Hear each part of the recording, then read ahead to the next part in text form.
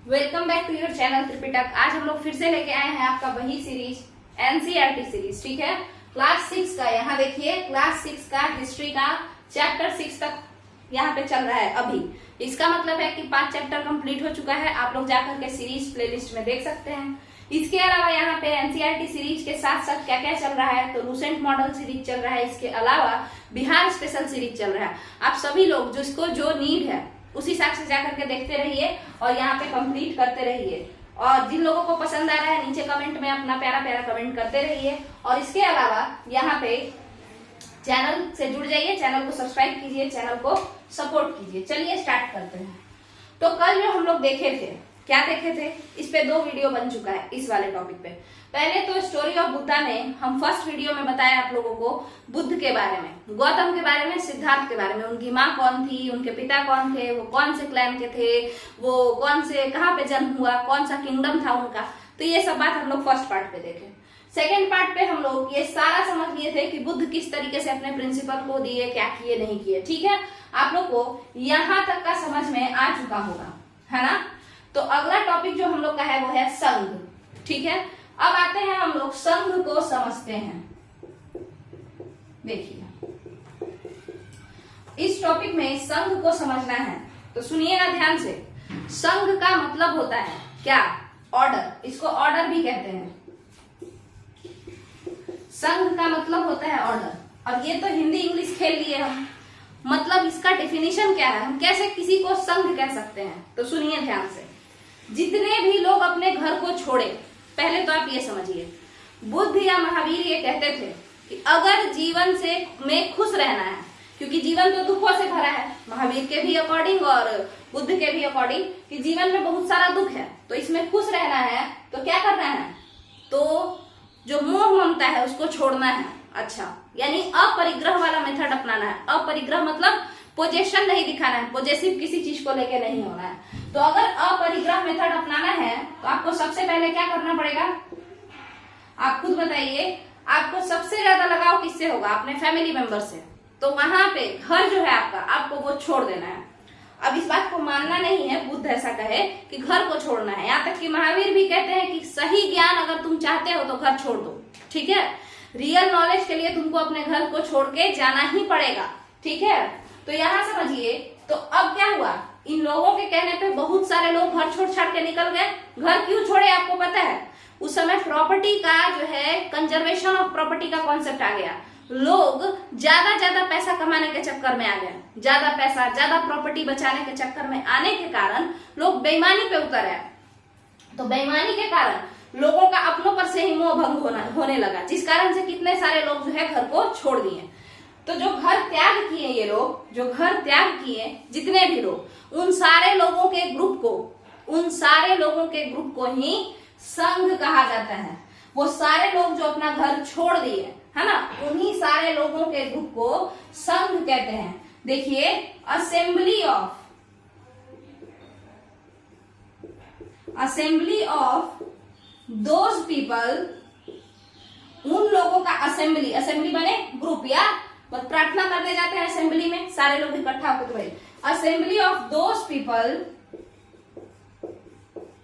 Who left their house, या कह सकते हैं हु अबैंडन्ड देयर हाउस।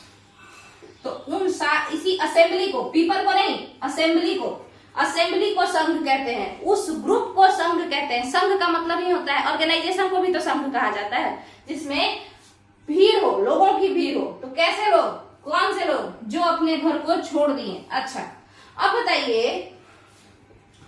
बताइए ये जो लोग हैं इनको क्या कहेंगे। अभी आज के डेट में अगर कोई अपना घर छोड़ के भाग जाए तो उसको क्या कहेंगे बताइए, आवारा कह सकते हैं। उसी तरीके से इस घर में, उस समय में जो लोग अपने घर को छोड़ के चले जाते थे, ठीक है, और जाकर के मेडिटेशन ये सब करने लगते थे, हम उन्हें क्या कहते थे, श्रमण कहते थे। श्रमण। तो बताइए बुद्ध कौन थे, श्रमण थे। महावीर कौन थे, एक श्रमण थे। देखिए, जो इंसान ज्ञान की प्राप्ति किताबों से करता हो, ठीक है, जो इंसान ज्ञान लेता हो, नॉलेज लेता हो, किस चीज से, किताबों से, घर पे पढ़ के पूरा रामायण वेद दुनिया जहान सब पढ़ के जो इंसान किताब से नॉलेज लेता है वो कहलाता है ब्राह्मण।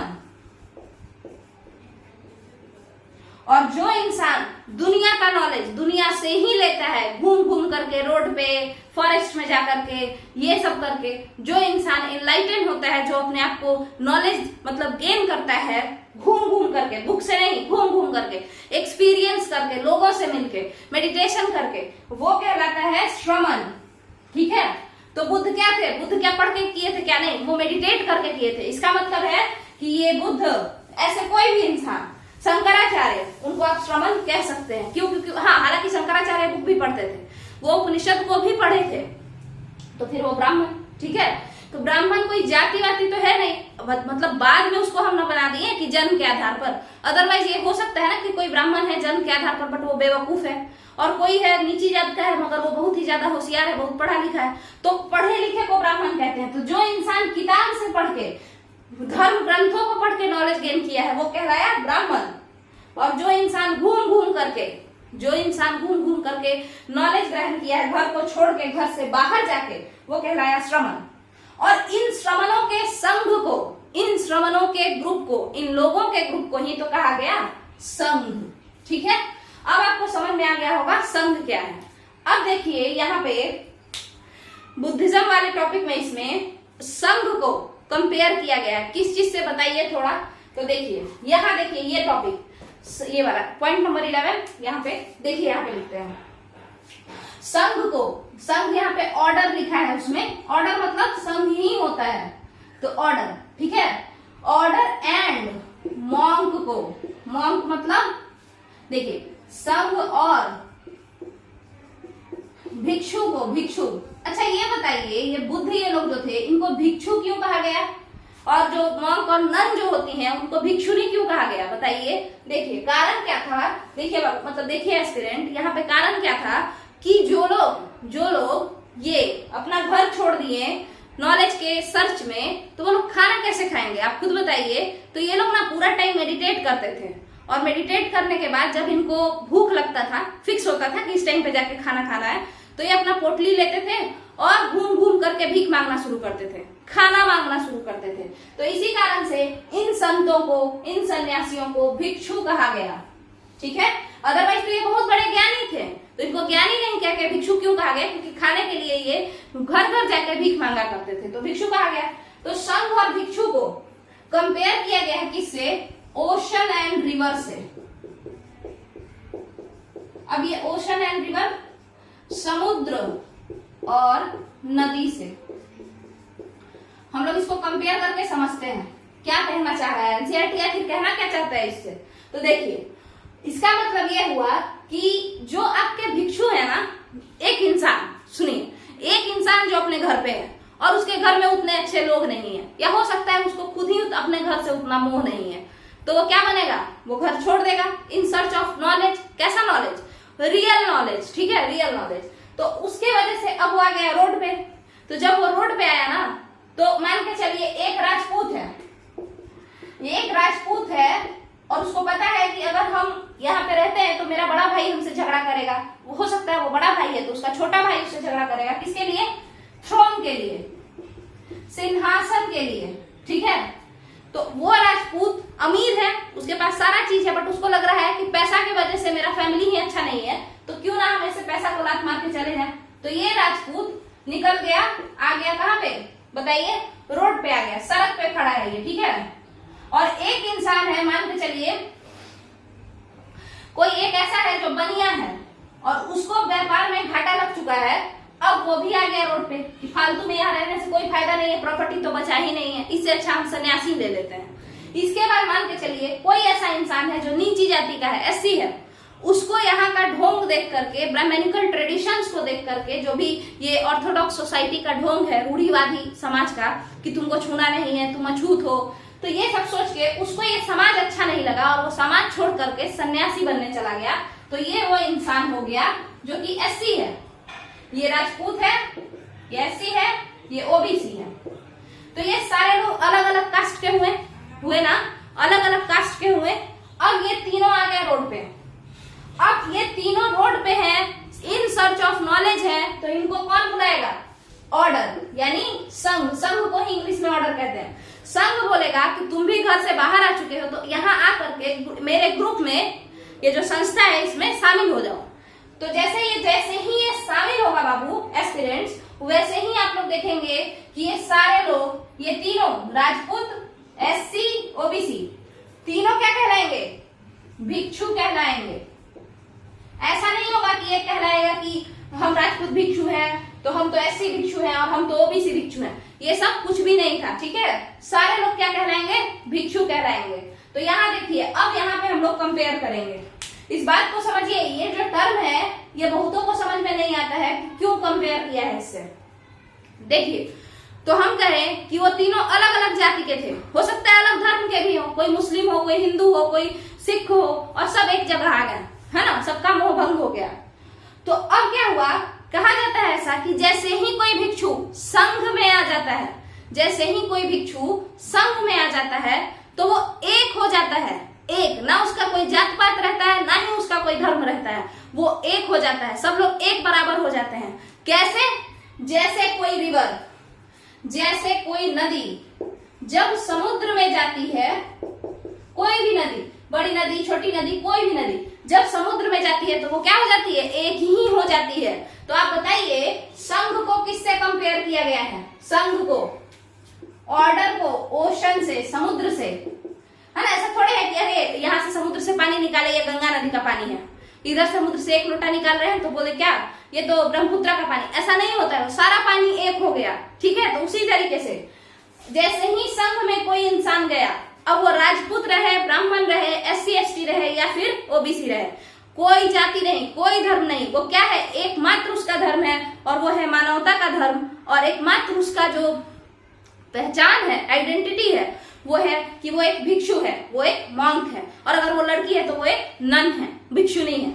चलिए, तो ओशन कौन है? ये संघ, जो कि सबको एक कर दिया। और मॉन्क क्या है? अलग अलग रिवर हैं जो कि सेम रास्ते पे निकल गए हैं। सबको कहाँ पहुंचना है? सबको ज्ञान के लिए पहुंचना है, नॉलेज के पास पहुंचना है। और रिवर को कहाँ पहुंचना है? उसका रिवर का जो मेन डेस्टिनेशन है, जो अंतिम मंजिल है, वो कौन है? ओशन है। तो मॉन्क का अंतिम मंजिल संघ। समझ में आ गया? तो इसीलिए ऑर्डर और मॉन्क को, यानी संघ और भिक्षु को कंपेयर किया गया, बुद्धिज्म में कंपेयर किया गया, किससे? नदी और समुद्र से। तो अब आप लोगों को समझ में आ गया होगा संघ क्या है। अब समझते हैं आगे। संघ एक संस्था है, कोई घर तो है नहीं, सब लोग एक जगह हम लोग जुट गए। जैसे एग्जाम्पल के तौर पर समझिए, कोई कहता है प्रेयर करो, असेंबली में चलो, तो असेंबली तो कहीं भी हम लगा सकते हैं।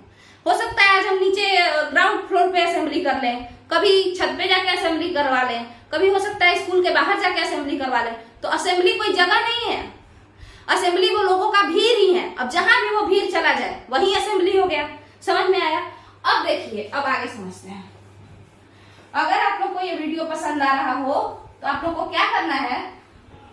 अपना सपोर्ट हमेशा करते रहना है, इस चैनल को हमेशा अपना प्यार देते रहना है, वीडियो को चैनल को सब्सक्राइब करना है। अगर वीडियो सही लग रहा है तो लोगों के बीच में शेयर करते रहना है। ये वीडियो सीटेट वालों के लिए तो बहुत इंपॉर्टेंट है, इसके अलावा पीसीएस और यहाँ तक यूपीएससी का भी बेस बनाने के लिए ये काफी इंपॉर्टेंट है। आपको 6 से 12 तक का बेस बनाना ही पड़ेगा अगर आपको बैठना है पीसीएस या यूपीएससी एग्जाम में। तो चलिए देखते हैं।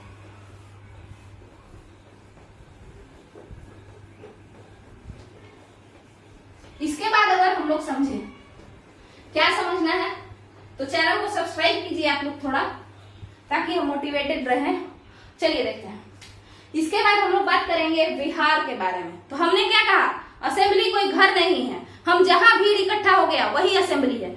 जहां श्रमण इकट्ठा हो गए 10, 15, 20, 25, वो संघ ही कहलाएगा, ठीक है, वही संघ। बट अब क्या हुआ कि लोग, ये जो श्रमण है, ये अपना घर तो छोड़ चुके हैं, ये जो श्रमण है ये अपना घर छोड़ चुके हैं ना। तो जब छोड़ दिए हैं तो बताइए, इनको आराम करना हो तो हमेशा ये रोड पे ही सोए, किसी पेड़ के नीचे जाके सोए, ऐसा होगा? तो चलो ठीक है, सो भी लेंगे। बट बताइए, रेनी सीजन के समय में जब बारिश होगा, जब वर्षा ऋतु होगा, उस समय में कैसे ये लोग सोएंगे? कहीं पे भी उनको भी कहीं रेस्ट करने के लिए रेस्टिंग प्लेस चाहिए होगा, है ना। तो घर तो ये लोग छोड़ दिए थे। तब कहा गया, तब क्या कहा गया कि श्रमणों के लिए, इन महान संतों के लिए हम लोगों को एक घर बनाना चाहिए। अच्छा, तो ये घर कौन बनाएगा? श्रमण तो केवल खाना खाने के लिए भिक्षा लेते थे, है ना, थोड़े पैसा मांगते थे, 2 करोड़ रुपया घर बनाना है, ऐसा नहीं होता है, सिर्फ खाना के लिए वो लोग भीख लेते थे। तो इसका मतलब है कि इन श्रमणों से जो लोग जुड़े, कैसे लोग, व्यापारी जुड़े, राजा जुड़े, वो लोग ही, इनके व्यापारी लोग, राजा लोग, वो लोग इन लोगों को भूमि दिए, क्या दिए, फ्री का लैंड गिफ्ट किए।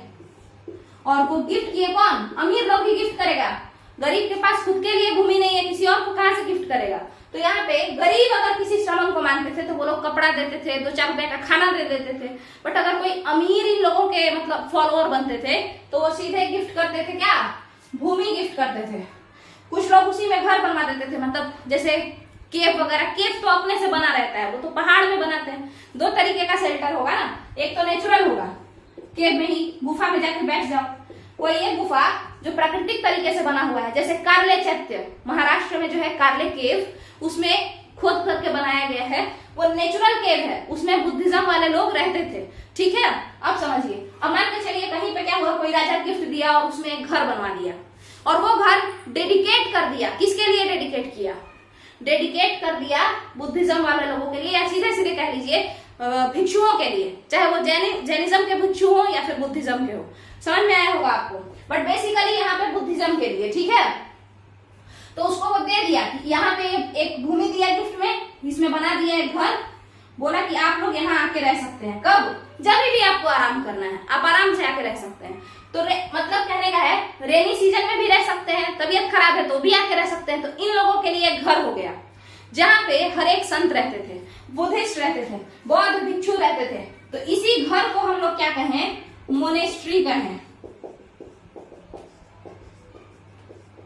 हिंदी में इसको विहार कहा गया, हिंदी में इसको क्या कहा गया, विहार कहा गया। तो आपका मोनेस्ट्री समझ में आ गया होगा। वो घर, क्योंकि श्रमण कैसे थे, रोड पे थे, वो लोग ऐसे ही फॉरेस्ट में, जंगलों में इधर उधर घूमते रहते थे, तो उनके लिए उनके चाहने वालों ने गिफ्ट में घर दिया उनको बना करके। और कुछ लोग, कुछ घर ऐसे थे जो केव्स थे, ऐसे ही मतलब गुफा को ही राजा ऐसे ऐसे थोड़ा बहुत साफ सफाई करवा दिए, जैसे अशोक बराबर हिल्स में करवाए, 4-4 ठो केव बनवाए, सुदामा, कर्ण चोपड़ा, ये सब। हालांकि वो केव भी संतों के लिए था, बट कौन से संतों के लिए था, आजीवक संप्रदाय के संतों के लिए था। ठीक है, चलिए, तो ये क्लियर है, ये घर है किसका, संतों का घर, बौद्ध भिक्षुओं का घर। बौद्ध भिक्षुओं का घर को क्या कहते हैं, विहार कहते हैं, इंग्लिश में पूछा तो मोनेस्ट्री कहते हैं। चलिए अगला समझते हैं।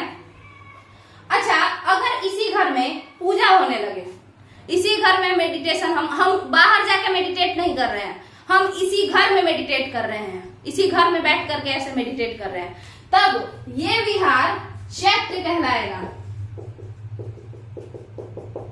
क्या कहलाएगा, चैत्य कहलाएगा। चैत्य मतलब वो घर जिसमें असेंबली या ग्रुप ऑफ संघ, ग्रुप ऑफ पीपल, है ना, ये लोग मिलते हैं। कैसे पीपल, वही ग्रुप ऑफ मॉन्क, जो लोग भिक्षु हैं, जो लोग बौद्ध संत हैं वो लोग, और जो भिक्षु नहीं है वो सारे लोग मिलते हैं, और मिल करके क्या करते हैं, पूजा पाठ करते हैं, मेडिटेशन करते हैं जिस घर में। तो उस पूजा पाठ करने वाले घर को, बुद्धिज्म के पूजा पाठ करने वाले घर को, कौन पूजा पाठ, योग करने वाले जो संत हैं, आराम कर रहे हैं घर में, तो विहार कहलाएगा। उस घर में पूजा कर रहे हैं तो चैत्य कहलाएगा। ठीक है, तो इसी घर को फिर चैत्य भी कहेंगे। तो क्या ऐसा हो सकता है कि कोई एक ही घर चैत्य भी हो और विहार भी हो? एकदम हो सकता है। मान के चलिए हम अपने ही घर में रहते हैं, वहां पे हम सोते भी हैं, खाते भी हैं, और साथ के साथ पूजा रूम में पूजा भी करते हैं, तो वो मेरे लिए मंदिर भी है और घर भी है। चलिए अब आगे समझते हैं। और ऐसा भी तो हो सकता है कि मेरा चैत्य अलग हो, विहार अलग हो सकता है। हो सकता है हम अपने घर में पूजा रूम नहीं रखे हो, हम बाहर जाके पूजा करते हो, तो जो हम बाहर जाके गए हैं वो पूजा रूम हो गया, वो क्या हो जाएगा, चैत्य हो जाएगा। और जहाँ पे हम आराम कर रहे हैं वो क्या हो जाएगा, विहार हो जाएगा, बशर्ते कि हम बौद्ध भिक्षु हो तब। चलिए यहाँ तक का क्लियर है। अब हम लोग बात करेंगे चेंजेस इन बुद्धिज्म के बारे में। चेंजेस इन बुद्धिज्म को देखिए, आप बताइए बुद्ध क्या कहते थे? तो बुद्ध कहते थे कि ढोंग मत करो, ठीक है। बुद्ध कहते थे कि देखो मूर्ति पूजा तो बिल्कुल मत करो, और वो ये भी कहते थे कि हम भगवान नहीं है, हम ऐसे ही एक इंसान है जिसको कि ज्ञान की प्राप्ति हो गई है। बुद्धिज्म में ज्ञान की प्राप्ति को निर्वाण कहते हैं। लिखा रहता है बुद्धा अटेंड, या ऐसे लिखा रहता है कि Siddhartha attend nirvana and he became Buddha. जैसे ही उनको निर्वाण मिला वैसे ही वो बुद्धि से ऊपर के चीज हो गए, बुद्धा हो गए। ठीक है, अब यहां समझिए, और यही निर्वाण टर्म जैनिज्म में डेथ को कहते हैं।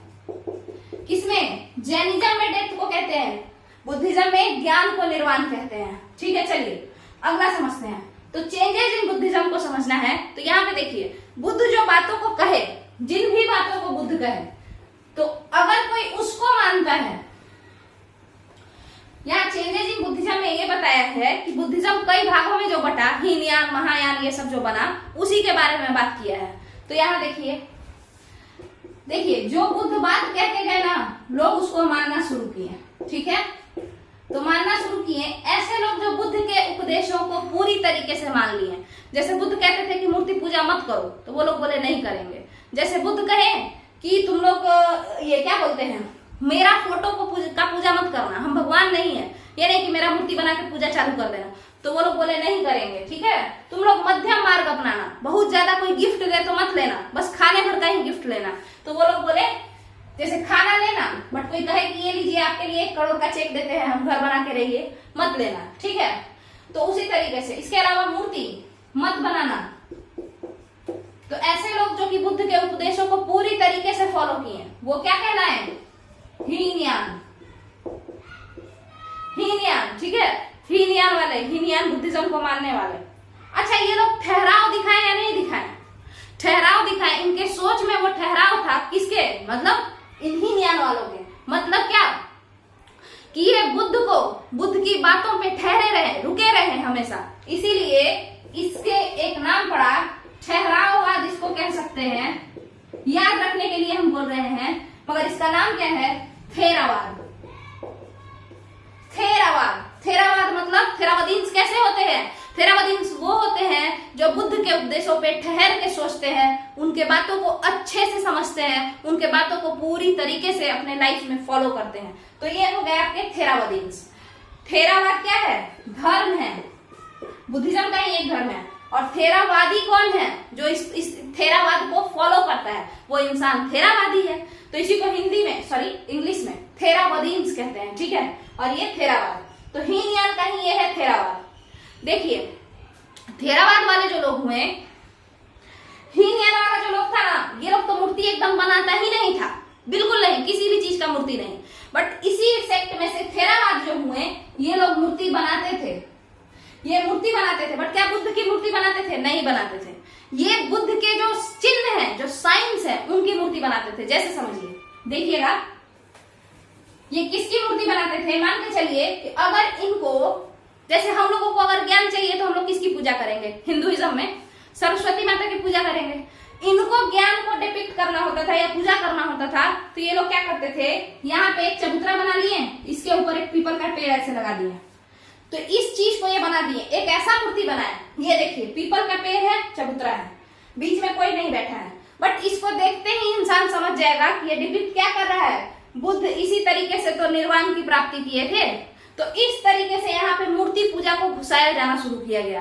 बट ये मूर्ति की पूजा नहीं थी, ये चिन्ह की पूजा किया जा रहा था। किस चीज का? चिन्ह का। चिन्ह मतलब साइंस का, SIGN, साइन। तो साइन का, जो बुद्धिस्ट साइन थे, उनका पूजा होना शुरू हो गया, उनका फिगर बनाना शुरू किया गया। किसमें? थेरावादी लोगों ने शुरू किया। ठीक है, इन लोगों ने। और जैसे अगर किसी का घर से मोह भंग हो गया तो वो घोड़ा बनाना शुरू कर दिया। ठीक है, घोड़ा बनाया। घोड़ा क्या दिखाता है? बुद्धिज्म में घोड़ा किस चीज का प्रतीक है? महाविनिष्क्रमण का प्रतीक है, मतलब घर को त्याग करना है, रिनंसिएशन ऑफ वर्ल्ड या रिनंसिएशन ऑफ हाउस का प्रतीक है क्या? घोड़ा। ठीक है, तो यहाँ तक आपको समझ में आ गया होगा। तो थेरावाद वाले क्या फिगर बनाते थे? स्कल्पचर बनाते थे? तो हाँ, बनाते थे, बट क्या किसी भगवान का बनाते थे? नहीं, बुद्धिस्ट साइन का बनाते थे, चिन्हों का बनाते थे। अब यहाँ पे ये जो थेरावाद जो है, या हीनयान ही कहिए, ये थेरावाद कहाँ कहाँ फैला? तो जाहिर सा बात है कि यहीं पे हम कहीं लिखे हैं, देखिए, थेरावाद जो है ये नीचे फैला। अगर ये इंडिया है तो यहाँ पे फैला, नीचे में, नीचे गया, श्रीलंका में फैला, साउथ ईस्ट एशिया में फैला। ठीक है, साउथ ईस्ट एशिया में 10 से 11 कंट्री है, जैसे इंडोनेशिया है, फिर थाईलैंड है, म्यांमार है ना, और भी है, फिलीपींस भी साउथ ईस्ट एशिया में आ जाता है। तो इन सारे जगहों पे बेसिकली साउथ ईस्ट इधर ही नीचे फैला, फिलीपींस नहीं, म्यांमार गया, थाईलैंड गया, इंडोनेशिया गया, इन सारे जगहों पे काफी फैला आपका कौन सा बुद्धिज्म, वो चिन्ह वाला बुद्धिज्म, कि अगर ज्ञान दिखाना है तो पीपल का पेड़ दिखा दो, भाग जाना है घर से तो घोड़ा दिखा दो। तो ये चीज जो है, तो यहाँ पे ये चीज क्या है, ये थेरावादी है, थेरावाद धर्म है, ठीक है। तो ऐसा ही जो धर्म है, ये थेरावाद वाला कॉन्सेप्ट, ये फैल गया नीचे। अब आते हैं अगले टॉपिक पे कि बुद्धिज्म का अगला जो कॉन्सेप्ट आया, जो सेक्ट आया, जो संप्रदाय आया बुद्धिज्म में, वो कौन सा था बताइएगा? तो वो था आपका महायान। आइए महायान पे देखते हैं। महायान में क्या हुआ, देखिए संत लोग ही होते चले गए, लालची होते चले गए, ठीक है। तो आप वो सोचे कि भाई हम लोग थोड़ा ढोंग बढ़ाते हैं, तो देखिएगा एक संस्था आपका क्या बन गया, हीनयान, ठीक है। बुद्धिज्म का एक टुकड़ा हुआ, बन गया हीनयान। इसी में आप थेरावाद भी कह सकते हैं, क्यों? इसमें ठहराव बहुत ज्यादा है, लोग इस पे विचार किए, समझने का कोशिश किए बुद्धिज्म को। यहाँ आइए, यहाँ देखिए महायान। महायान की अगर हम बात करते हैं तो महायान कैसा है, तो महायान में महान महान ढोंग लाना शुरू किया गया, ठीक है। जैसे बुद्ध की मूर्ति, जो बुद्ध खुद कहे थे कि मेरी मूर्ति मत बनाना तुम लोग। एक सेकेंड, हमको बनाने तो नहीं आता है, बट ठीक है चलिए कुछ भी बना, एक सेकेंड।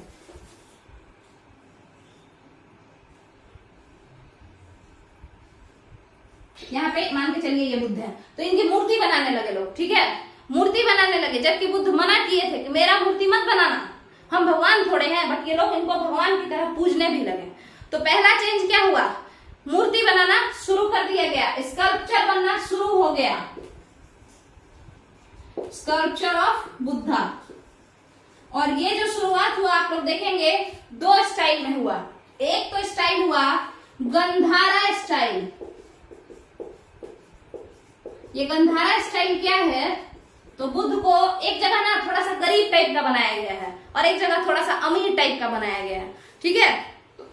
ये गंधारा जो है, ये तक्षशिला, तक्षशिला एक शहर है पाकिस्तान में, अब गांव भी हो सकता है पता नहीं, पर तक्षशिला है। तो ये जो तक्षशिला है, यहाँ पे इस तक्षशिला में, ये जो इस तक्षशिला में भी मूर्तियां बनी और कुछ मूर्तियां मथुरा में बनना शुरू हुई। तो जो मथुरा वाली मूर्तियां थी वो राजा की तरह बनी, ठीक है, राजा की तरह। तो उसमें बुद्ध थोड़े मोटे थे, थोड़े सुंदर थे, थोड़ा उनके ऊपर कपड़ा वपड़ा अच्छे से पहनाया हुआ था इस मथुरा वाली मूर्तियों में, तो इसको मथुरा स्टाइल कहते हैं। और तक्षशिला वाली मूर्तियों में बुद्ध गरीब थे। गरीब क्यों? क्योंकि वो योग मुद्रा में थे, वो यहाँ पे राजा जैसा उनको दिखाया गया, क्योंकि वो क्षत्रिय थे, वो राजा के बेटे थे, तो यहाँ पे राजा जैसा दिखाया गया है। तो इसमें इनका पेट भी थोड़ा निकला हुआ है, खाते पीते घर के दिख रहे हैं। मगर अगर तक्षशिला के मूर्तियों को देखेंगे आप लोग, तो इसमें बुद्ध बड़े ही उदास इन द सेंस, ऐसा नहीं है कि वो उदास है, खाना पीना छोड़े हुए हैं। मान के चलिए कोई योग कर रहा है खाना पीना छोड़ के, तो उसका आंख लटका लटका हुआ दिखाई देगा, बाल पूरा जो है पूरा क्या हो जाएगा, विवी हो जाएगा, मतलब कर्ली टाइप का अजीब सा हो जाएगा, है ना, जैसे बाल कोई साल भर से झाड़ा नहीं है वैसे, ठीक है। तो उस टाइप का मूर्ति यहाँ पे बना है तक्षशिला में, और इस मूर्ति को गंधारा स्टाइल की मूर्ति कहते हैं और उस मूर्ति को मथुरा स्टाइल की मूर्ति कहते हैं। तो अब आपको समझ में आ गया हो। अच्छा, कुछ लोग कहेंगे कि इसका नाम गंधारा क्यों पड़ा? आप याद कीजिए, गंधार एक क्या था, किंगडम था। गंधार, कंबोज, ये सब किंगडम था, तक्षशिला उसकी राजधानी थी, इसीलिए इसका नाम गंधारा स्टाइल पड़ा। चलिए आगे समझते हैं।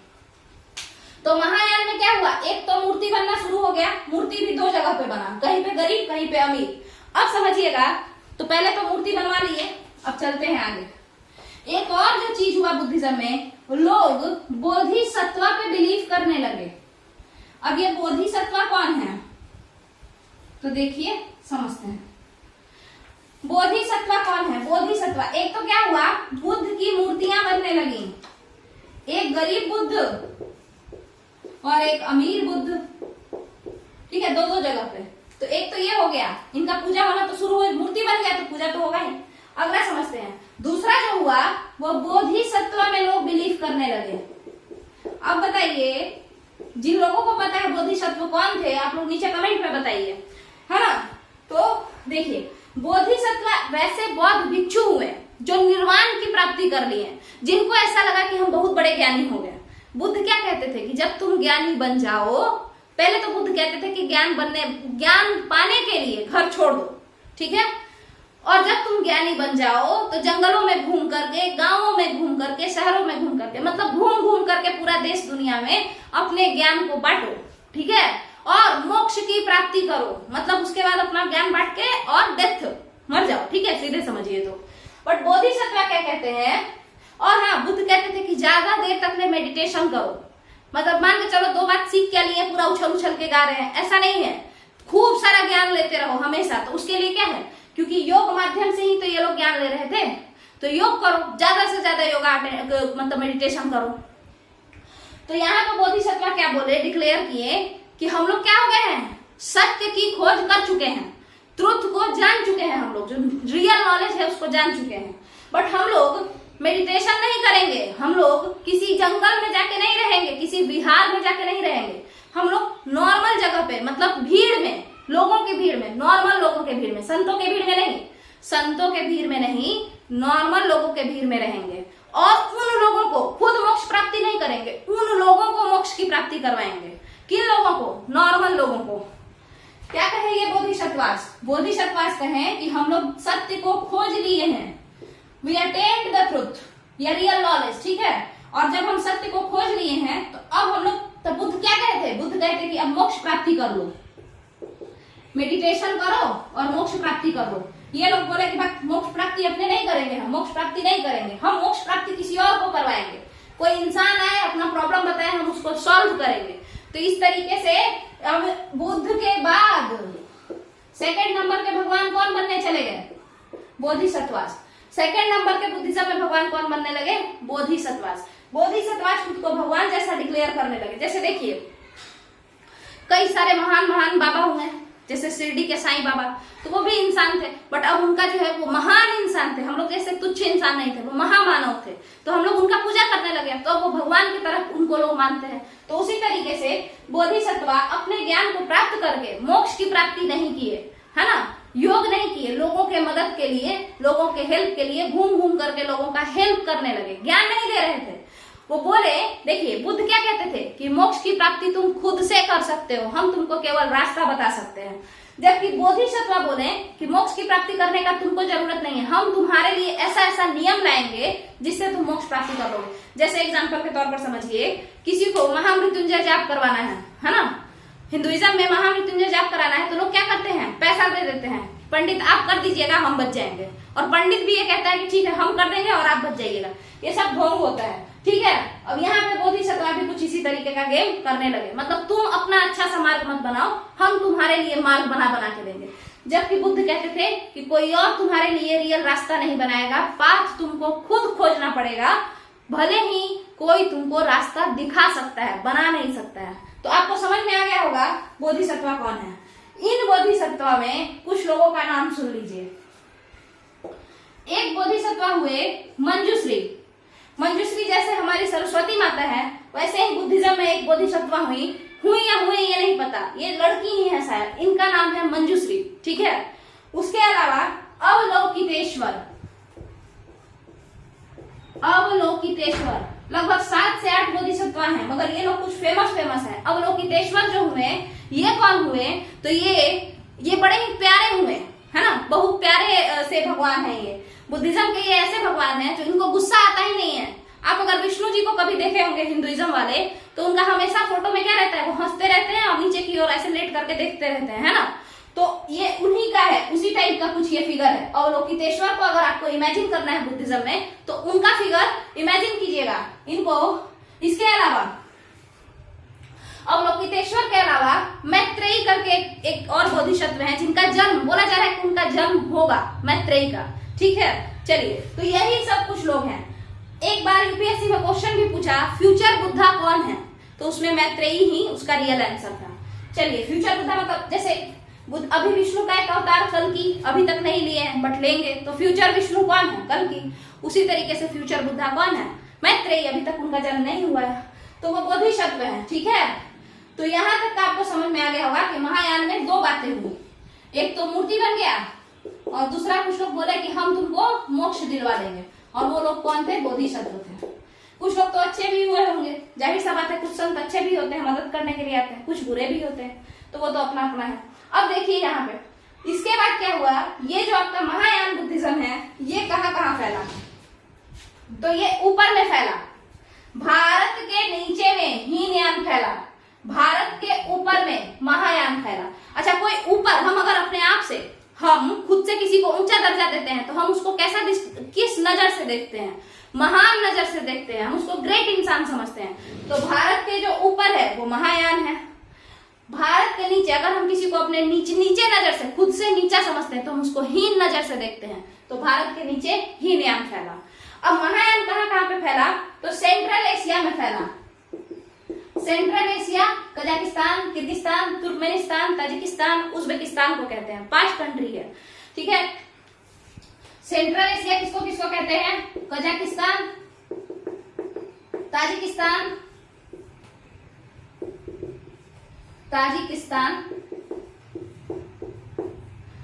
किर्गिस्तान, तुर्कमेनिस्तान, उज्बेकिस्तान, इसी 5 कंट्री को सेंट्रल एशिया कहते हैं। पहले तो ये सब रशिया वगैरह सब साथ में था, बट ये टूट गया, ठीक है। तो इसी 5 कंट्री को सेंट्रल एशिया, तो सेंट्रल एशिया में फैला, इसके अलावा चाइना में फैला, इसके अलावा जापान में फैला, ताइवान में फैला। ये सब ऊपर के कंट्री हैं, भारत से ऊपर नॉर्थ साइड में, नॉर्थ साइड। सेंट्रल एशिया भी नॉर्थ वेस्ट में होगा, ये सब थोड़ा नॉर्थ ईस्ट में भागेगा, जापान नॉर्थ ईस्ट में भारत के। तो यहाँ पे आपको समझ में आ गया होगा हीनयान और महायान कहाँ पे फैला, महायान क्या था, हीनयान क्या था। अब समझिए, महायान के लिए जाहिर सी बात है लोग अपने कुछ अच्छा नहीं करना चाहते हैं, खुद हम मोक्ष नहीं पाना चाहेंगे, खुद मेहनत नहीं करना चाहेंगे, कोई और मेरे लिए कर दे तो अच्छा है। तो जाहिर सी बात है, जहां हीनयान कहता था कि अपने लिए रास्ता तुमको खुद बनाना पड़ेगा, तो इसको कौन मानेगा? कोई नहीं माना। ज्यादा जो फेमस हुआ वो महायान बुद्धिज्म हुआ। जैसे अगर हम आपसे कहें कि आप लोग नोट्स बनाते रहिएगा, तो हो सकता है कितने लोग इस चैनल को पसंद ही ना करें, बट वही अगर हम कहें कि फ्री का हम पीडीएफ दे देंगे, सारा चीज हम मुंह में मतलब आपके खिलाएंगे, है ना, कॉर बांध करके, तो फिर सभी लोग खुश हो जाएंगे, ज्यादातर लोग, ठीक है। बट उससे कोई फायदा नहीं होता है। नोट्स अपना ही खुद से बनाना चाहिए, तभी ज्यादा दिन तक समझ में आता है। समझ में आया? तो ऐसे लोग जो बोले कि हम सब चीज मुंह में तुमको खिला देंगे, सब चीज प्लेट में तुम्हारे लाके दे देंगे, मोक्ष लाके देंगे, ज्ञान लाके देंगे प्लेट में, तो वो हुआ महायान। महायान बहुत ज्यादा बड़ा केंद्र, बहुत बड़ा सेंटर बना महायान, बहुत ज्यादा जगहों तक फैला, और इतना ज्यादा फैला कि आप लोग देखेंगे कि उस समय में एक विश्वविद्यालय बना, एक यूनिवर्सिटी बना, नालंदा यूनिवर्सिटी। यहाँ देखिए, यहाँ छोड़िए, यहाँ देखिए, कहाँ दिखा, एक सेकंड रुक जाइए, इसको मिटा देते हैं। नालंदा यूनिवर्सिटी उस समय का काफी फेमस यूनिवर्सिटी था। गुप्ता डायनेस्टी के समय में कुमार गुप्त बनवाए थे उसको, आप देखे होंगे। तो कहते हैं कि ये जो यूनिवर्सिटी था ये कैसा था बताइए? ये जो यूनिवर्सिटी था ना, कुमार गुप्त जो बनाए थे, यहाँ पे पूजा किसका होता था? किसका सेंटर था? महायान बुद्धिज्म का ये सेंटर था। नालंदा की यूनिवर्सिटी है, यहाँ पे महायान बुद्धिज्म का पढ़ाई होता था। आप लोग बताइए, विक्रमशिला जो यूनिवर्सिटी था उसमें कौन से बुद्धिज्म का पढ़ाई होता था? नीचे कमेंट में बताइए। वैसे हम बता देते हैं, वज्रयान बुद्धिज्म का पढ़ाई होता था। तो महायान बुद्धिज्म का यहाँ पे पढ़ाई होता था। इसको बनाए थे कुमार गुप्ता, गुप्ता डायनेस्टी के, चंद्रगुप्त द्वितीय के। ये शायद लड़का हुआ या पोता हुआ, वो देख लीजिएगा, ठीक है। चलिए, तो ये महायान बुद्धिज्म है आपका, ठीक है। इस महायान बुद्धिज्म को पढ़ने के लिए बहुत सारे लोग आए, तीर्थयात्री, पिलग्रिम्स। आपके एनसीईआरटी में उनको पिलग्रिम्स दिया गया है। पिलग्रिम्स मतलब होता है तीर्थयात्री, पिलग्रिमेज मतलब होता है तीर्थ स्थल, ठीक है। तो यहाँ देखिए, तो पिलग्रिम्स जो थे वो लोग आए। कौन कौन आए? तो आज से लगभग 1600 साल पहले फाहियान आया। फाहियान का जो स्पेलिंग है इंग्लिश में FAXIEN होता है। तो आज से 1600 साल पहले कौन आया? फाहियान आया। कहाँ आया? चंद्रगुप्त द्वितीय के राज दरबार में आया, ठीक है। विक्रमादित्य के राज दरबार में आया था ये। चंद्रगुप्ता जो 2 है ये गुप्ता रूलर है, ठीक है। चलिए अगला समझिए। इसके बाद आज से 1400 साल पहले, ये तो 1600 साल पहले आया है, आज से 1400 साल पहले कौन आया? ह्वेन सांग आया। अब ह्वेनसांग का जो स्पेलिंग है बड़ा अजीब है, देखिए XUANZANG, हाँ ये आया ह्वेनसांग। ये कहाँ आया? हर्षवर्धन, पुष्यभूति जो डायनेस्टी था या वर्धन डायनेस्टी है ना, उस डायनेस्टी के रूलर हर्षवर्धन के यहाँ ये आया था ह्वेनसांग। हालांकि ये घूमा बहुत था, ये कश्मीर भी घूमने गया था, ये आपका कांचीपुरम पल्लव डायनेस्टी में भी घूमने गया था, बहुत सारे जगहों पे घूमा था, बट आया किसके यहाँ था? हर्षवर्धन के यहाँ आया था। अगला समझिए, 1350 साल पहले इत्सिंग आया था। इत्सिंग का स्पेलिंग IQING। ये जितने भी लोग हुए ये सारे आए थे महायान बुद्धिज्म को पढ़ने के लिए, महायान बुद्धिज्म को जानने के लिए, और बहुत सारा पोथी पत्रा अपना इकट्ठा करके ले गए, बौद्ध ग्रंथों को ले गए, पूरा नाव भर भर के ले गए। फाहियान का तो बीच में उसका समुद्र में तूफान आ गया तो वो फेंक दिया, कुछ पोथी पत्रा तो बेचारा फेंक दिया, मगर फिर भी वो बुद्ध की मूर्तियों को नहीं फेंका, वो उनको बचा के रखा कि डूबेंगे तो डूबेंगे मगर मूर्तियों को नहीं फेंकेंगे, ठीक है। हालांकि फिर वो बच के चला गया, ठीक है। तो इस तरीके का वो लोग अपना कहानी का जो उनका ट्रैवल अकाउंट है ना, ट्रैवलर्स अकाउंट जिसको कहते हैं हिंदी में, यात्रा वृतांत, तो वो लोग भी ये लोग लिखा। जैसे फाहियान ने क्या लिखा? फुकुकी। वही ह्वेनसांग ने क्या लिखा? शिकुकी। ये इनका नाम है इनके किताब का, जो ये यात्रा वृतांत था उसका, ठीक है। तो शिकुकी, फुकुकी, ठीक है। ह्वेनसांग अपने बुक में इंडिया को इंटू कहता है। इंटू मतलब लैंड ऑफ मून, चांद का भूमि। चलिए, और चांद शायद वो बुद्ध को कह रहा होगा क्योंकि बुद्ध का जन्म यहाँ पे हुआ था, तो उन्हीं का भूमि। अब यहाँ तक का आपको समझ में आ गया होगा कि महायान बुद्धिज्म नालंदा उसका सेंटर था, वहां पे ये लोग आए थे। अब देखिए एक बात जो बचा हुआ है, आपको बता दे कि जब ह्वेनसांग यहाँ आए थे तो जो नालंदा विश्वविद्यालय के जो प्रिंसिपल थे उनका नाम था शिलभद्र, ठीक है। तो शिलभद्र उनका नाम था। ह्वेनसांग नालंदा विश्वविद्यालय या नालंदा यूनिवर्सिटी के लिए बहुत बड़ाई करते हैं, बोलते हैं कि यहाँ पे बहुत काबिल टीचर हैं, एकदम मतलब बहुत ही बढ़िया बढ़िया टीचर हैं, बहुत अच्छा पढ़ाई होता है यहाँ पे, इन लोगों को बहुत ज्यादा नॉलेज है। बड़े बूढ़े और बच्चे सभी लोग एक साथ मिल करके डिबेट एंड डिस्कशन करते हैं। ये सब एनसीईआरटी में लिखा हुआ है कि सभी लोग एक साथ मिल करके डिस्कशन करते हैं, डिबेट एंड डिस्कशन दिन रात चलते रहता है।